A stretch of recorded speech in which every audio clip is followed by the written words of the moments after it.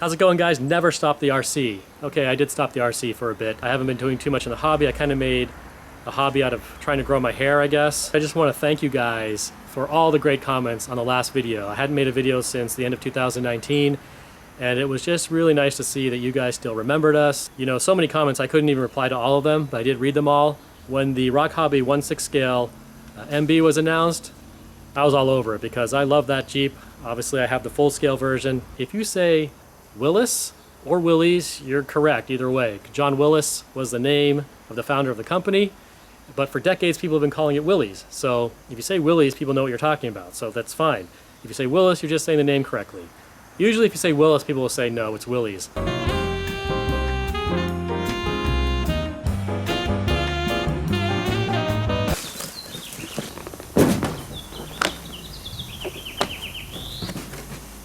Looks nicely packaged. This is a nice carrying case, pretty thick and solid. You do need your own battery for the vehicle and charger, as well as the AA's for the transmitter. The model is 1/6 scale, which sounds like it's going to be pretty big, but you have to remember this is based off a pretty small vehicle to begin with. It's an 80-inch wheelbase, and there's not much in front of the wheels or behind the wheels. It's really pretty much the size of a 10 scale truck. This radio is in two pieces. 4 AA's go in there, and then you just pop it together. Pretty typical RTR type transmitter. It's not really a full-size transmitter, but it does have endpoint adjustment, digital trim, reversing. So there it is. This right here is just the body stand. So you can just take it out and then cut off those zip ties. There are a couple body clips on the underside in the back. You just take those out and then tilt the body forward. These come out easily, but they're a bit of a pain to put back. Those come out, then you can just lift the body up. So let's go over the specs on this thing. Powering the vehicle is a brushed 550 motor, 35 turn, basically a crawler motor, 60 amp brushed ESC that's waterproof, and you have a 15 gram Metal Gear steering servo. Dean's connector, looks like comes standard. Battery tray right there. They do recommend 2-cell or 3-cell, 4,000 to 5,000 milliamp hour packs. And of course it's 4-wheel drive. The first thing I notice is the paint. This full-scale Jeep is a Marine's Jeep, so it's kind of a flat forest green color. This is an Army Jeep, so it's more of an olive drab. But the main thing really is the paint has to be flat. It can't be glossy or semi-glossy, because the last thing you want when you're in a war is for the enemy to see you because your Jeep was shining. And this is pretty flat. I think they did a good job with it. I like it. The windshield does fold up or down.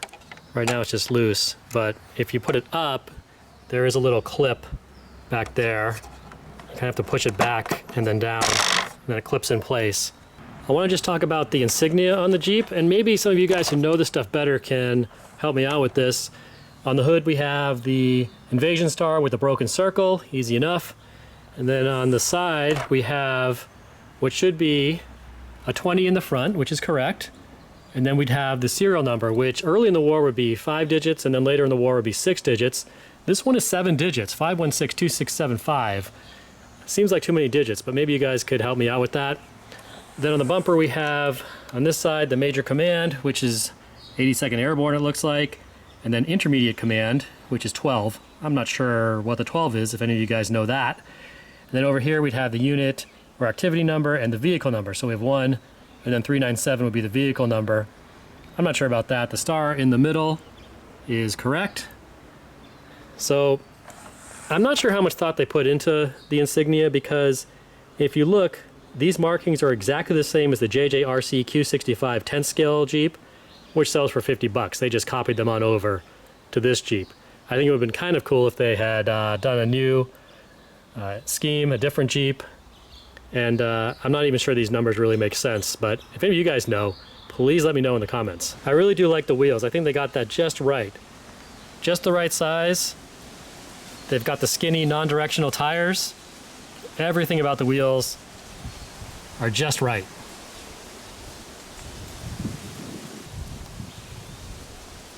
One big difference between this and the full scale is the suspension. This uses a 4-link suspension with shocks.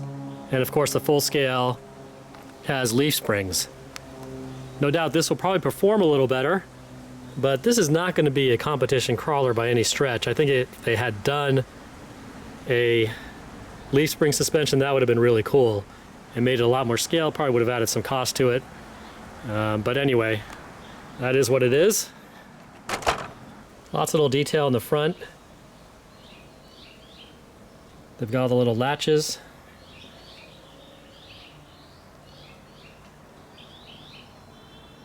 You can't lift up the hood. And there is basically a flat piece of plastic injection molded to give you some engine detail. This is a place you could add a lot more detail if you wanted, but that looks pretty good.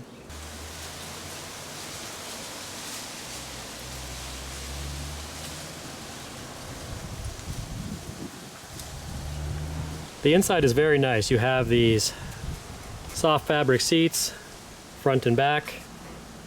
Does not lift up. Underneath there, you can kind of see it, it's molded, is the gas tank. It's all molded as one piece across there, which isn't quite like the full scale. So there you can see the gas tank on the full scale, and there's a space in between. It's not all just one piece like this goes across, but that's okay. Let's look at the dashboard and compare that. Start with the glove box, and you can see you have all the data plates. The lettering is tiny, really hard to read, but it's there and pretty close to the full scale when you look at it.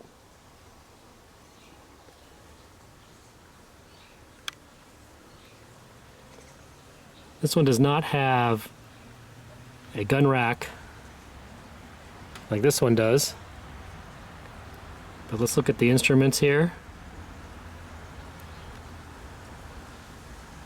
and compare to the full scale.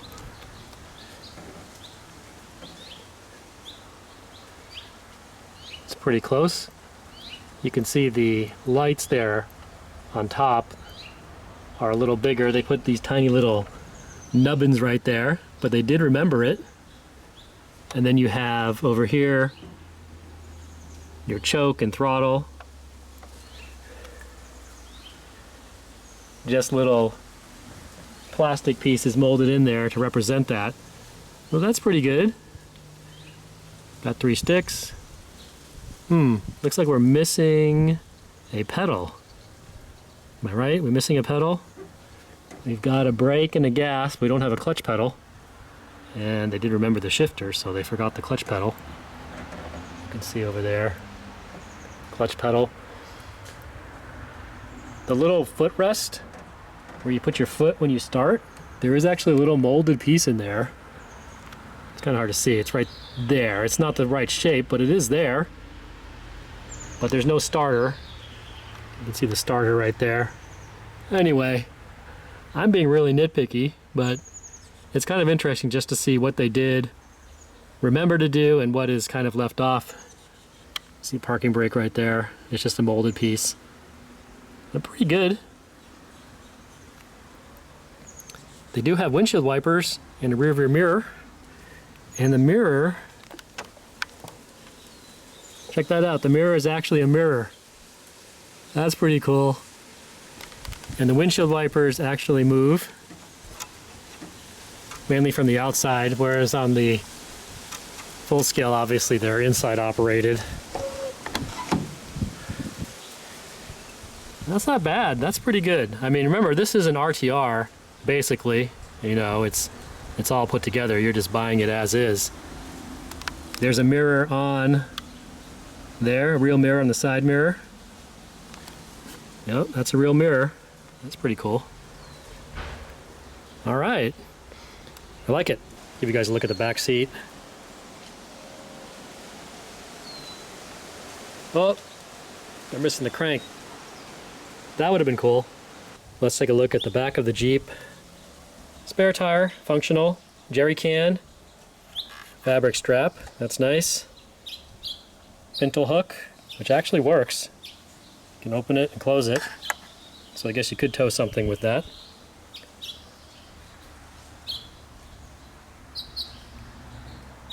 Quite a bit of nice detail back there. Look at the real thing. Spare tire, jerry can, strap is in the right position. There's the pintle hook. It's pretty good. Full scale or model. On the driver's side, you have the Pioneer tools. Fabric straps, just like the real one. Yeah, nice job with that. They also did a nice job with the rivet detail on the side.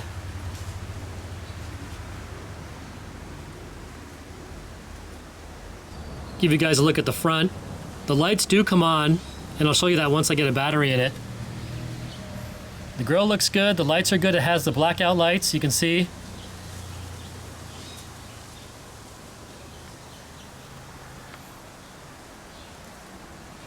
If you guys watched my video on the full scale, I went over some of the differences between an MB and a GPW, and one of them is this curved cross member up here in the front, behind the grill there. Of course, this doesn't have that. Basically, it's all RC stuff below the body. The other thing, which they could have done, is made the toolbox look like an MB, but they didn't put any detail there. It's just flat, smooth plastic on each side. You can see the toolbox here on the MB. And the other side, the Ford, is a little different. It's embossed. And that's just one minor detail. But if they had wanted to make it look like an MB, they could have done it there. I haven't been able to find them online, but I believe there are accessories you can get for this, including a canvas top and a pedestal and gun. You can see there's a hole for the pedestal there. This Jeep has a pedestal.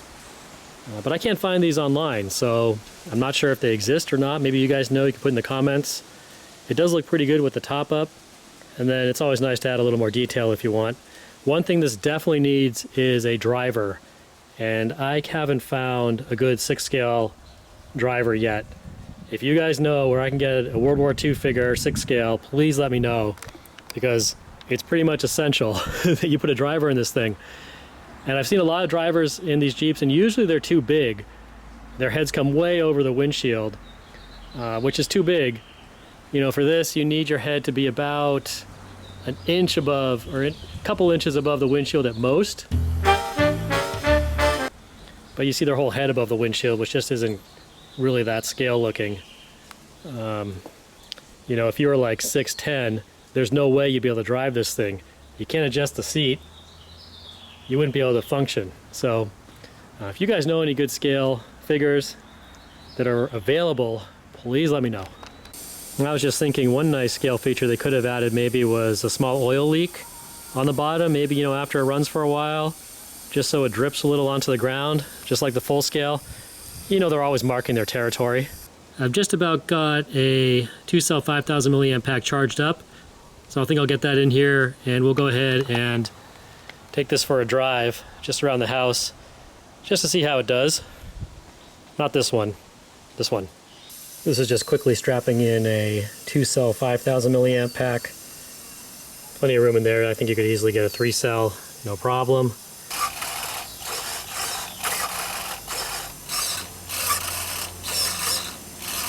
There are the lights.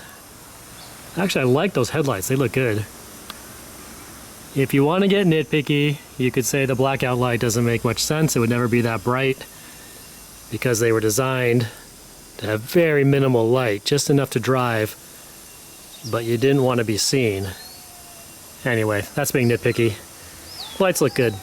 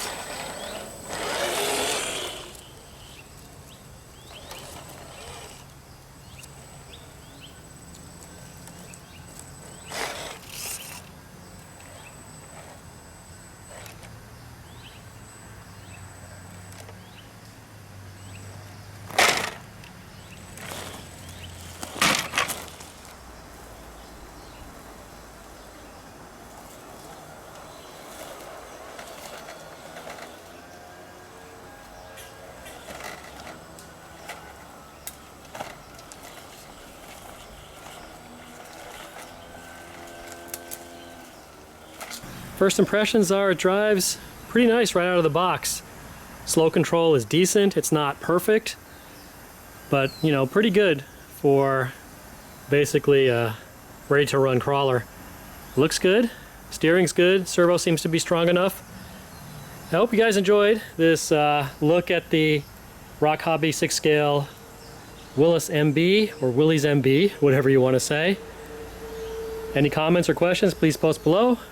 And again, if you guys know of any 6 scale World War II figure that could fit in this, let me know, because it really needs that driver. Thanks for watching, guys, and I'll see you next time.